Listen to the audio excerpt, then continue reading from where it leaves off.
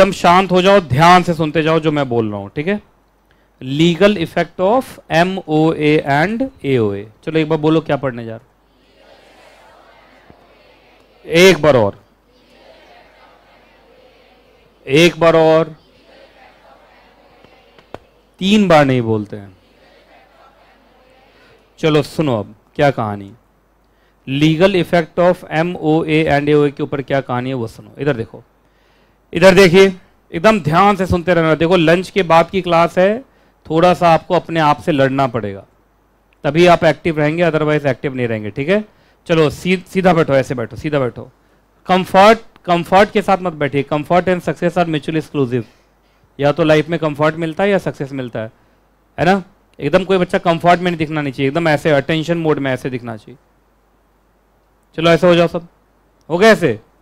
चलो अब सुनो, देखो क्या कहानी है। हेडिंग फिर से एक बार बोली दो, ठीक है। अब सुनो, कहा जाता है, इधर सुनिए, हाँ जी बहुत टेक्निकल है, केस लॉ आने वाला है, बहुत टेक्निकल है, ध्यान से सुन लो। कहा जाता है कि जो MOA एंड AOA है, ये कंपनी और कंपनी के जो शेयर होल्डर्स हैं, जिसको हम क्या कहते हैं, मेंबर्स कहते हैं, उनके बीच में एक कॉन्ट्रैक्ट के रूप में काम करता है। उनके बीच में एक कॉन्ट्रैक्ट के रूप में काम करता है, ठीक है। तो मैं एक स्टेटमेंट बोल रहा हूं, उसको दोहराना तुम, ठीक है। MOA and AOA constitute like a contract between company and its members। बोलो,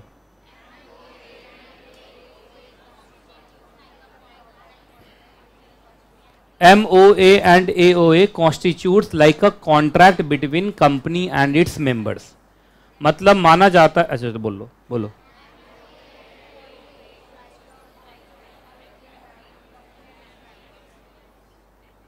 ठीक है, यही है लीगल इफेक्ट। यही क्या है, लीगल इफेक्ट। लीगल इफेक्ट का मतलब लीगली मेमोरेंडम और आर्टिकल कंपनी और उसके मेंबर्स के बीच में कैसे काम करता है, जैसे कि एक लीगल बाइंडिंग कॉन्ट्रैक्ट हो। क्या हो, लीगल बाइंडिंग कॉन्ट्रैक्ट हो। अच्छा, लीगल बाइंडिंग कॉन्ट्रैक्ट का क्या मतलब है, इस कॉन्ट्रैक्ट को दोनों को मानना पड़ेगा, कंपनी को भी मानना पड़ेगा और मेंबर्स को भी मानना पड़ेगा, यही ना। और जब हम बोलते हैं legal binding contract between 2 people, इसका मतलब दोनों ही को उस कॉन्ट्रैक्ट को मानना पड़ेगा, उस कॉन्ट्रैक्ट के अंदर जितनी भी बातें लिखी गई हैं उसको मानना पड़ेगा। तो MOA एंड AOA कंपनी को भी मानना है और कंपनी के शेयर होल्डर्स को भी मानना है, क्योंकि इन दोनों के बीच का क्या है, ये लीगल बाइंडिंग कॉन्ट्रैक्ट। जैसे मैं एग्जांपल देता हूँ, मैं बोलता हूँ कि ये मेरी पार्टनर है, तो हम दोनों के बीच में एक लीगल रिलेशनशिप बना पार्टनरशिप का। तो बताओ, लीगल रिलेशनशिप एक डॉक्यूमेंट से बनता है, उस डॉक्यूमेंट का नाम बताओ, पार्टनरशिप वाला, पार्टनरशिप डीड। तो क्या पार्टनरशिप डीड को मैं अकेले मानूंगा या मेरी पार्टनर भी मानेगी? तो I am bound by partnership deed and my partner is also bind by that partnership deed. इसी ढंग से कहते हैं कंपनी और उसके मेंबर के बीच में कॉन्ट्रैक्ट है, that is MOA and AOA। तो कंपनी को भी MOA मानना पड़ेगा और कंपनी के मेंबर्स को भी MOA एंड AOA मानना पड़ेगा।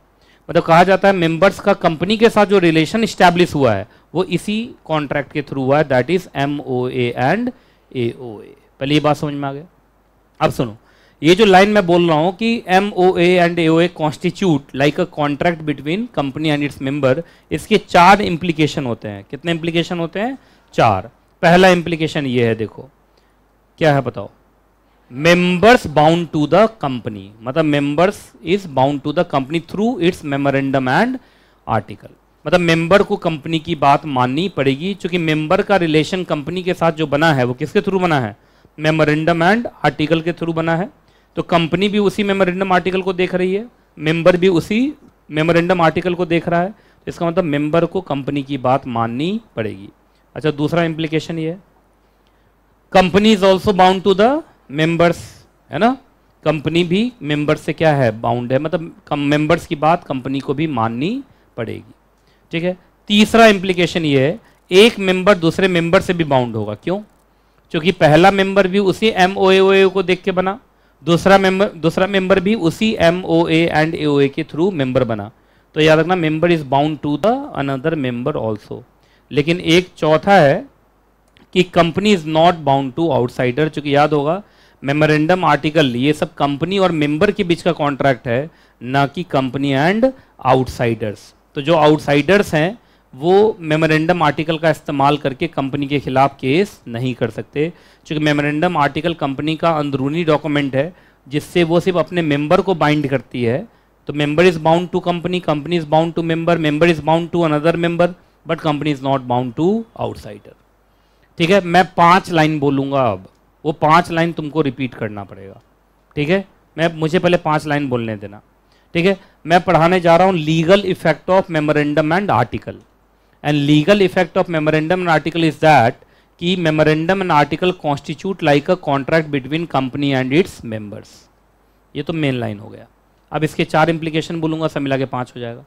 पहला, due to this contract that is memorandum and article, member is bound to company, company is bound to member, member is bound to another member, but company is not bound to outsider. मैंने इतनी कहानी बोली है, अभी सब मिला के 5 line बोला है। अब तुमको 5 लाइन रिपीट करना है, तुम देख देख के भी करना चाहो तो कर सकते हो, करो।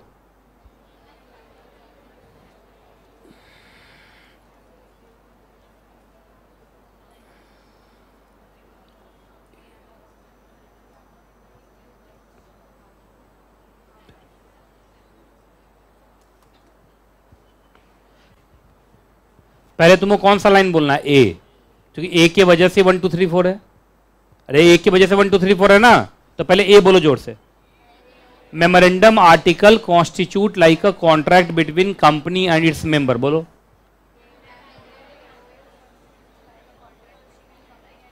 अब इसके 4 इंप्लीकेशन, member is bound to company, company is bound to member, member is bound to another member, but company is not bound to outsider। मुझे लग रहा है याद हो गया हो तुम लोग को, तो चलो एक बार 5 बोल ही दो फिर से। अच्छा, बिना देखे कितने लोग बोल देंगे? चलो बोलो बोलो, बिना देखे बोलो।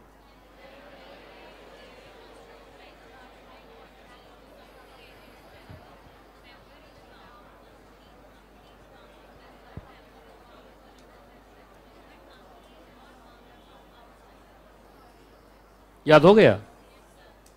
अगर याद हो गया तुमको तो समझो तुम सीएस बनने लायक हो, और अगर याद नहीं हुआ तो मेहनत करोगे तब बनने लायक बनोगे, है कि नहीं? चलो एक बार एकदम स्पीड में बोलो, तो 5 लाइन बोलो तो स्पीड में।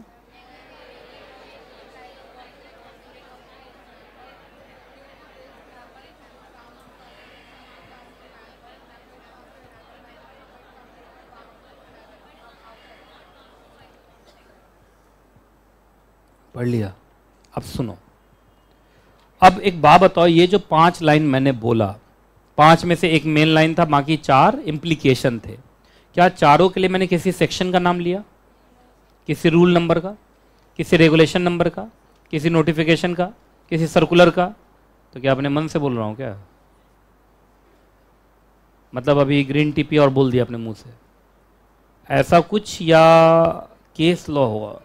याद रखना, जब कोई भी सोर्स आपको पता ना चले कि section, rule, regulation, notification, order, तो पक्का बात कहाँ से आ रही होगी? केस लॉ से बात आ रही होगी, है ना? तो ये सारी की सारी कहानी कहाँ से आई? केस लॉ से। और जब भी केस लॉ आएगा मैं पूरी कहानी सुनाऊंगा, क्योंकि एग्जाम में क्या होता है, वो पूरी कहानी आपको लिखेंगे नाम बदल के, और आपसे डिसीजन पूछेंगे। तो मैं तो डिसीजन के साथ बताऊंगा, तो आपको यही डिसीजन चिपका देना जाके वहाँ। कर देंगे? तो शुरू करें? चलो पहले इतना काम कर लो, बस यहां से लेके यहां तक पढ़ जाओ। ये 3 लाइन पढ़ो जोर से चिल्ला के, जल्दी।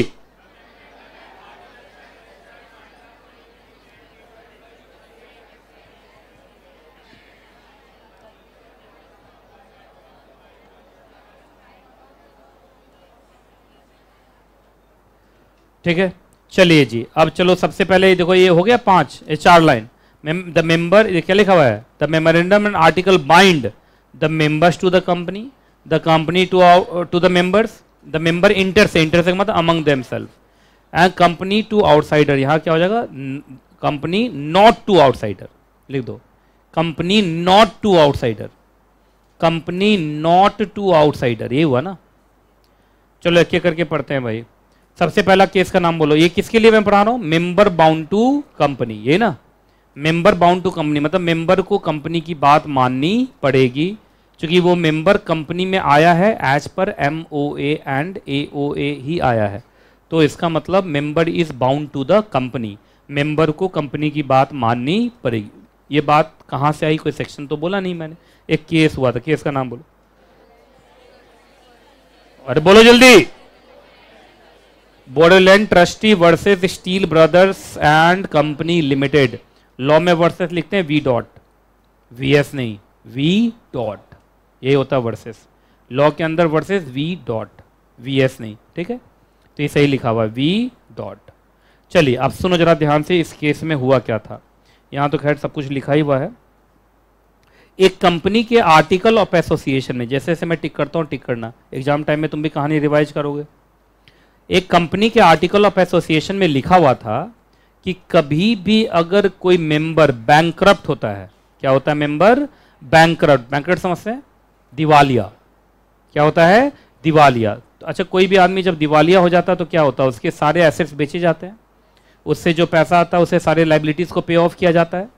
तो था एक कंपनी के आर्टिकल में लिखा हुआ था, ऐसे जैसे मैं टिक लगाता हूँ ऐसे टिक लगाया करो। एक कंपनी के आर्टिकल में लिखा हुआ था कि कोई भी मेंबर अगर बैंकरप्ट होता है, क्या होता है बैंकरप्ट होता है, यहाँ तक अलग हो गया, बैंकरप्ट होता है, तो उसके शेयर्स बेचे जाएंगे उस प्राइस पर जो प्राइस फिक्स करेगा बोर्ड ऑफ डायरेक्टर। जो प्राइस कौन फिक्स करेगा, बोर्ड ऑफ डायरेक्टर, ऐसा लिखा हुआ था। मतलब जब भी कोई कंपनी, कोई भी आदमी बैंकरप्ट होगा तो उसके सारे एसेट्स बेचे जाएंगे, और एसेट में ही उसका शेयर हुआ, और उसका शेयर उसके लिए एसेट ही है ना। तो जब उसके शेयर्स बेचे जाएंगे तो कौन से प्राइस पर बेचे जाएंगे, जो बताएगा कंपनी का बोर्ड ऑफ डायरेक्टर। क्लियर है, यहां तक कोई दिक्कत। तो यहां तक देखो, ये कहानी का इन्फॉर्मेटिव अध्याय था, मतलब इन्फॉर्मेटिव पार्ट था। अब कुछ गलत काम होगा तभी तो केस बनेगा। अब यहां से गलत काम हो रहा है। यहां से एक मिस्टर बी इस कंपनी का शेयर होल्डर था, वो हो गया बैंकरप्ट। वो क्या हो गया, बैंकरप्ट। जब बैंकरप्ट हुआ तो उसके एसेट्स को बेचने के लिए क्या अपॉइंट हुआ, ट्रस्टी। क्या अपॉइंट हुआ, ट्रस्टी। ट्रस्टी किसका, मिस्टर बी का। पर मिस्टर बी का ट्रस्टी क्या करने लगा, वो कहा कि नहीं, हम कंपनी के मेमोरेंडम आर्टिकल को नहीं मानेंगे और हम अपना शेयर बेचेंगे ट्रू वैल्यू पे। कौन से वैल्यू पे, ट्रू वैल्यू। मतलब वो मेमोरेंडम आर्टिकल की इस बात को मानने के लिए तैयार नहीं हुआ। मेमोरेंडम आर्टिकल में क्या लिखा हुआ था, बोर्ड ऑफ डायरेक्टर जो प्राइस तय करेगा उस पर बिकेगा, लेकिन ये बोल रहा ट्रू वैल्यू। ट्रू वैल्यू मतलब मार्केट वैल्यू।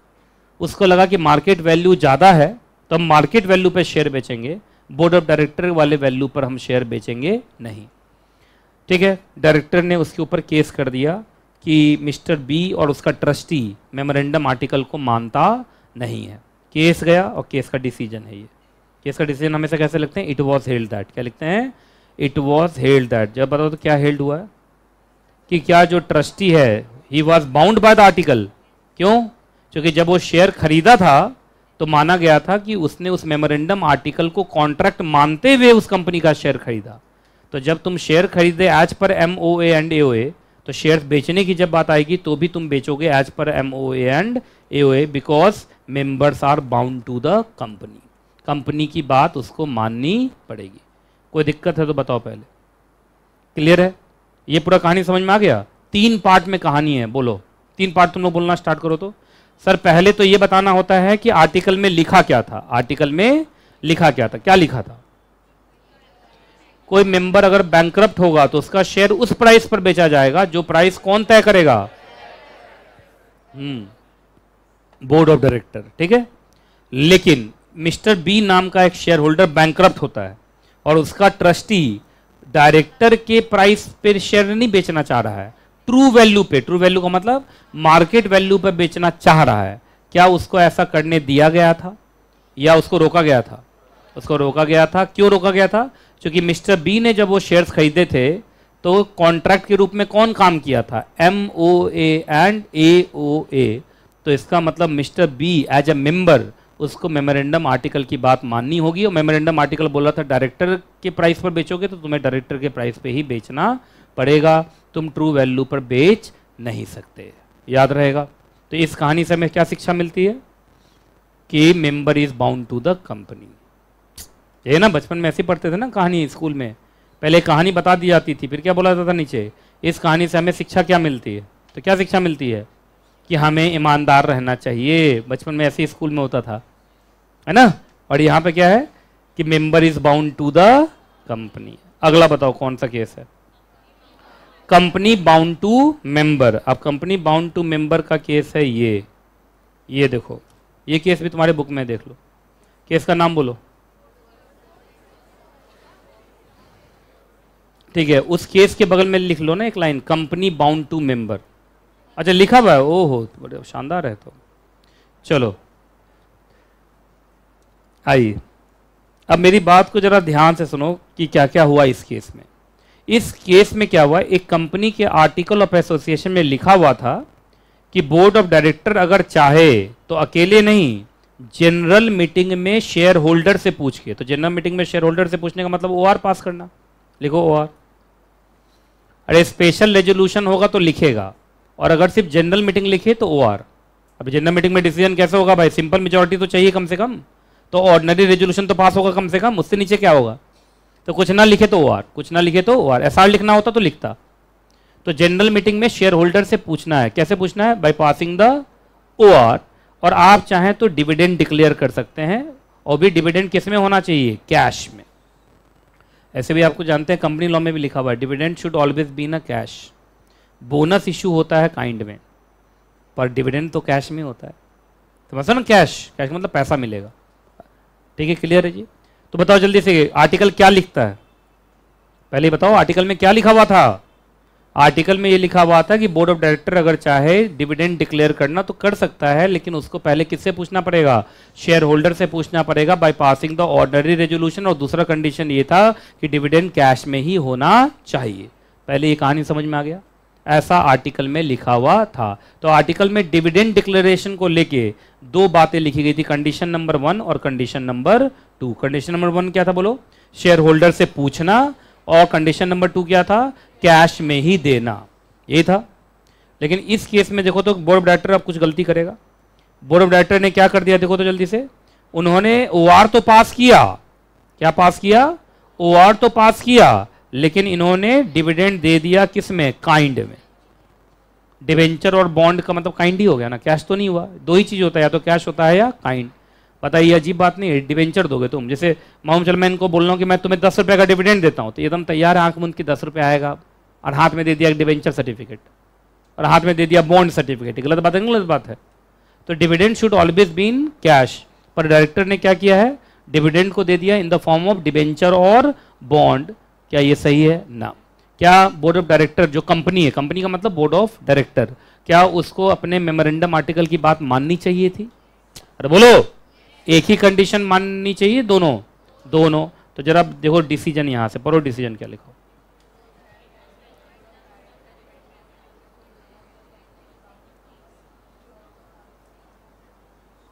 कंपनी को भी मेमोरेंडम आर्टिकल की बात माननी पड़ेगी, ठीक है जी।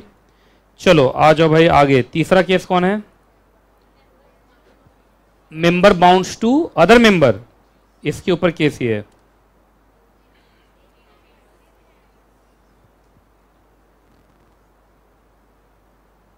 आने दो,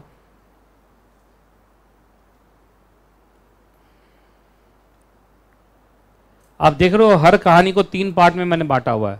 पहला क्या होता है, पहले क्या होता है, क्या आर्टिकल लिखता है, फिर कोई बीच में गलती करेगा, बीच में क्या करेगा, गलती करेगा, और तीसरे में आएगा डिसीजन। तीसरे में क्या आएगा, डिसीजन। यही कर रहा हूं मैं। आइए चलो देखो तो इस केस में क्या क्या हुआ है, बताओ तो पहले इसके आर्टिकल में क्या लिखा हुआ है। इस आर्टिकल में लिखा हुआ है कि जब भी शेयर होल्डर को अपना शेयर बेचना है, शेयर होल्डर को क्या करना, अपना शेयर बेचना है, तो वो अपना इंटेंशन किसको बताएगा, बोर्ड ऑफ डायरेक्टर को। और बोर्ड ऑफ डायरेक्टर जो कंपनी के शेयर होल्डर भी थे, ये देख लो, और also the member of a company, मतलब वो डायरेक्टर भी था, वो शेयर होल्डर भी था। जनरली यही होता है, जो सबसे बड़ा शेयर होल्डर होता है वही डायरेक्टर बन जाता है ना। तो वो डायरेक्टर भी थे और शेयर होल्डर भी थे। तो यहाँ उसको डायरेक्टर कैपेसिटी में पकड़ा जाएगा या शेयर होल्डर कैपेसिटी में, शेयर होल्डर कैपेसिटी में। तो इस कंपनी के आर्टिकल में लिखा था कि किसी भी आदमी को, मतलब किसी भी शेयर होल्डर को अगर अपना क्या बेचना है, शेयर्स बेचना है, क्या बेचना है, शेयर्स बेचना है, ये ना।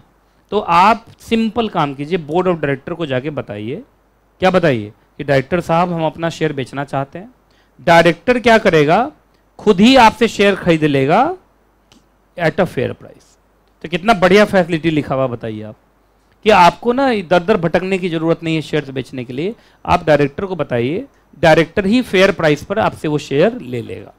ऐसा कंपनी के आर्टिकल ऑफ एसोसिएशन में लिखा हुआ था। तो कोई भी आदमी अगर शेयर खरीदा होगा तो ये फैसिलिटी देख के खरीदा होगा कि जब भी मुझे शेयर बेचना होगा आराम से किसको दे दूंगा, डायरेक्टर को। डायरेक्टर चूंकि कंपनी का शेयर होल्डर है, तो डायरेक्टर भी जब शेयर होल्डर बना होगा तो भी तो वो देखा ही होगा आर्टिकल। अच्छा, एक सिंपल डायरेक्टर ये कह सकता है कि मैंने नहीं मेमोरेंडम आर्टिकल देखा। एक्चुअली ये भी नहीं कह सकता है, क्योंकि डायरेक्टर को कंपनी चलाना है तो एज पर मेमोरेंडम आर्टिकल ही चलाना है। तो इट इज़ क्वाइट ऑब्वियस कि जो कंपनी के डायरेक्टर्स हैं उनको तो मेमोरेंडम आर्टिकल पता ही होगा। लेकिन फिर भी आप शेयर होल्डर बने तो कॉन्ट्रैक्ट हो गया ना।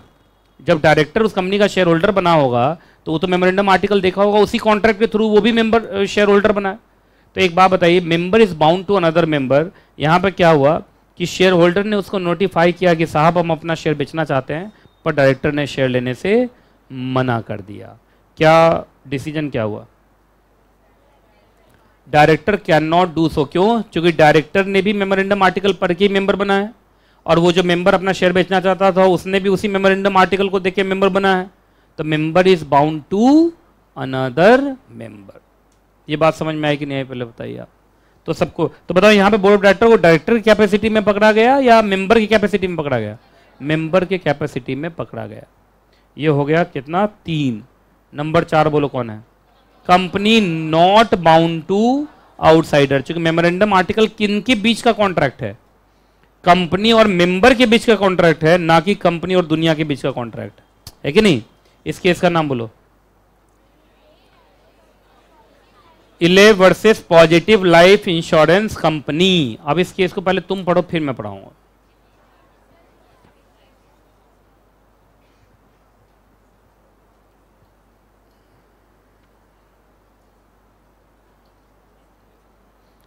हाँ, आर ई डॉट मतलब रेफरेंस। आर ई डॉट कहीं लिखा रहा है तो इन रेफरेंस।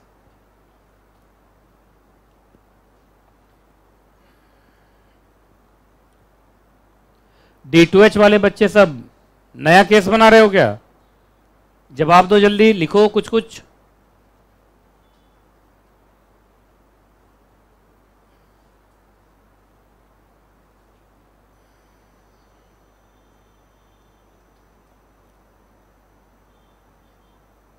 पढ़ लिया? चलो देखो, एक कंपनी के आर्टिकल ऑफ एसोसिएशन में लिखा हुआ था कि जो भी इस कंपनी के किस पोजीशन पे बैठेगा, सॉलिसिटर, एडवोकेट सभी होता है, ठीक है ना, एडवोकेट होता है ना, सॉलिसिटर। तो जो सॉलिसिटर के पोस्ट पे बैठेगा उसको हटाया नहीं जा सकता है। एक ही केस में हटाया जा सकता है, जब वो क्या करेगा? मिसकंडक्ट करेगा। ऐसा एक कंपनी के आर्टिकल ऑफ एसोसिएशन में लिखा हुआ था। आप मुझे बताइए, जो सॉलिसिटर होता है, जो कंपनी के बिहाफ पे केस लड़ता है, एडवोकेट होता है, वो कंपनी का अंदरूनी आदमी होता है या बाहरी? बाहरी, आउटसाइडर होता है। वकील कभी आपका इनसाइडर नहीं होता है, वो प्रोफेशनल होता है। तो प्रोफेशनल हमेशा आउटसाइडर होता है। एक बार तो वकील तुम्हारी नौकरी करता है? नौकरी तो नहीं करता। तो फिर वही वाली बात। तो आप मेरी बात को जरा ध्यान सुनिए, आउटसाइडर है। कुछ दिन के बाद क्या हुआ, पहले देखो यहाँ तक तो कहानी, यहाँ तक देखो देखो देखो, यहाँ तक तो नॉर्मल कहानी है कि मिस्टर इले को क्या बनाया गया? कंपनी का सॉलिसिटर। और वो कंपनी का बाद में क्या बन गया? मेंबर भी बन गया, शेयर्स भी खरीद लिया होगा। अच्छा, शेयर खरीदते वक्त वो मेमोरेंडम आर्टिकल देख लिया होगा और उसमें लिखा हुआ था कि भाई सॉलिसिटर को तो हटाया नहीं जा सकता। तो बड़ा खुश हो गया कि मुझे तो ज़िंदगी में कभी हटाया नहीं जाएगा। लेकिन हुआ उल्टा, कंपनी ने उसको हटा दिया। Company discontinued his service. अब वो था सॉलिसिटर, पहले कंपनी के लिए केस लड़ता था, इस बार कंपनी पे ही केस कर दिया। तो इस बात को ध्यान रखिएगा, समझे? दोस्ती भी उसी लेवल में करना चाहिए जिससे कि आप दुश्मनी मोल सको। समझते मोलने का मतलब? आप बहुत बड़े आदमी से दोस्ती कर लिए तो इस बात का ध्यान रखना कि जिस दिन दुश्मन बना तुम वो छोड़ेगा नहीं। इसलिए मैं बहुत बड़े बड़े लोगों से दोस्ती नहीं करता हूँ, मैं उतने से दोस्ती करता हूँ जिसको मैं कंट्रोल में ले सकूँ। और तुम लोग PM तक पहुँच है हमारी, हैं? चच्चा विधायक है हमारे। चच्चा क्या है? विधायक है हमारे। अभी एक सुबह सुबह एक जोक सुनता आ रहा हूँ, लेकिन थोड़ा सा मैच्योर बन के सुनोगे तो बताऊंगा। अब ऊ ही करोगे तो फिर नहीं बताऊंगा। बताऊं? ये चच्चा विधायक है हमारे वाले बात पे। एक मीम देखता हुआ मैं आ रहा था, तो इसमें लिखा हुआ था कि मैंने अपने गर्लफ्रेंड को बताया कि चच्चा विधायक है हमारे, है ना? तो फिर हाँ, चच्चा विधायक है हमारे, हाँ वही। तो उसकी फिर किसी उसके दोस्त ने बोला तो इसमें दिक्कत क्या, तुम रो क्यों रहे हो? तो बोला वो मेरी चाची बन गई है। नहीं समझ में आया, ये पढ़े लिखों को समझ में आएगा, जाने दो। नहीं नहीं, तुम लोग हाथी चींटी का चुटकुला समझो। तुम लोग में हाथी चींटी का चुटकुला ही अच्छा लगेगा तुम लोग को। ये नहीं समझ में आया तुम लोग को? क्या समझ में आया बताओ तो? अच्छा, क्या समझ में आया? कि बार बार वो बोलता था चच्चा विधायक है हमारे, तो उसकी गर्लफ्रेंड उससे अट्रैक्ट ना होगी कि चच्चा विधायक है तो चच्चा के पास ही जाती हूँ ना। और क्या बन गई उसकी? चाची बन गई, विधायकी बन गई वो। तो इसलिए ध्यान से, है ना, ज़्यादा किसी के बारे में नहीं बताने का, बस जो आप हैं वही सब कुछ है कि नहीं? दूसरों पे कूदने का नहीं, क्योंकि दूसरा अगर बीच में आ गया तो देखे ना क्या हुआ था अभी। तो हाँ, इस बात का ध्यान रखिएगा। तो कितने लोग बोलते हैं चच्चा विधायक है हमारे?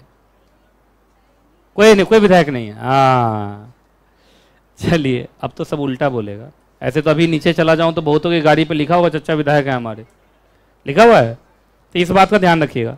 अब देखिए, आपने सॉलिसिटर को रखा, एडवोकेट को रखा, अब देखिए एडवोकेट ने आपके ऊपर ही केस कर दिया ना।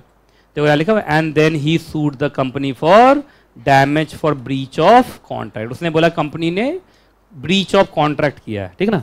अब सुनो, ये कहानी का दूसरा अध्याय हुआ। तीसरा चैप्टर अध्याय ये डिसीजन। अच्छा एक बात बताओ, इले ने क्या कह के केस किया होगा? नहीं, ये कह के केस किया कि कॉन्ट्रैक्ट का ब्रीच हुआ। तो कंपनी ने बोला कौन सा कॉन्ट्रैक्ट? कंपनी ने बोला कौन सा कॉन्ट्रैक्ट? तो कहा MOA and AOA constitute like a contract between company and its member. तो कहा तुझे मेंबर की पोजीशन से हटाया मैंने। किस पोजीशन से हटाया? सॉलिसिटर।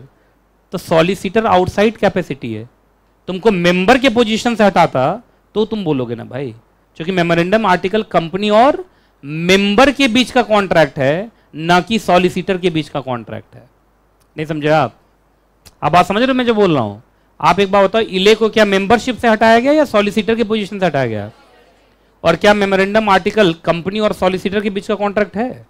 कि मेमोरेंडम आर्टिकल कंपनी और मेंबर के बीच का कॉन्ट्रैक्ट है? और मेंबर के कॉन्ट्रैक्ट से तो मैंने मेंबर की पोजीशन से तो हमने आपको हटाया नहीं। ऐसे भी कंपनी मेंबर को हटा नहीं सकती, जानते हो ना, एक्सपल्सन तो हो नहीं सकता।